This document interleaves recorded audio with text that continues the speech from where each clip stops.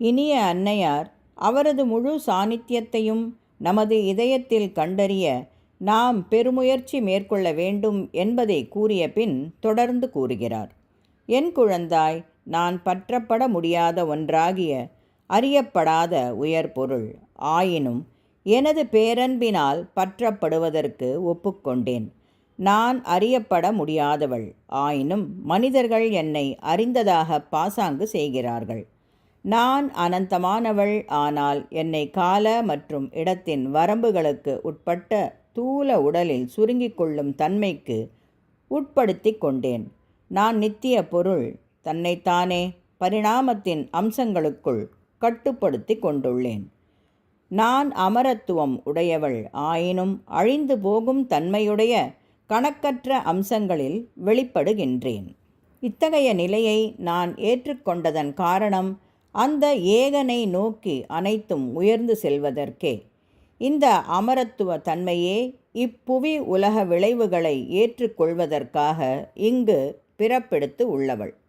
நான் புவியில் தோன்றிய அனைத்தும் முடிவில் சென்று மறையும் சூன்யமும் ஆவேன். என்னுடைய சாநித்தியத்தை மறுக்கும் அசேதனமும் நானே. இருப்பினும் அறியாமையின் பருப்பொருளில் உள்ள ஒவ்வொரு அணுவும் என்னுடைய உணர்வுடன் துடிக்கும். நானே பெரும் புதிர், நானே அந்த மாபெரும் முரண்பாடு. இத்தன்மையினாலேயே இந்த உலகத்திலும் மற்றும் பிரபஞ்சத்திலும் வளர்ந்து வரும் பரிணாமத்தில் தெய்வீக வெளிப்பாட்டின் மிக ஆழமான இரகசியங்கள் திரை நீக்கி வெளிவரத் தொடங்கியுள்ளன.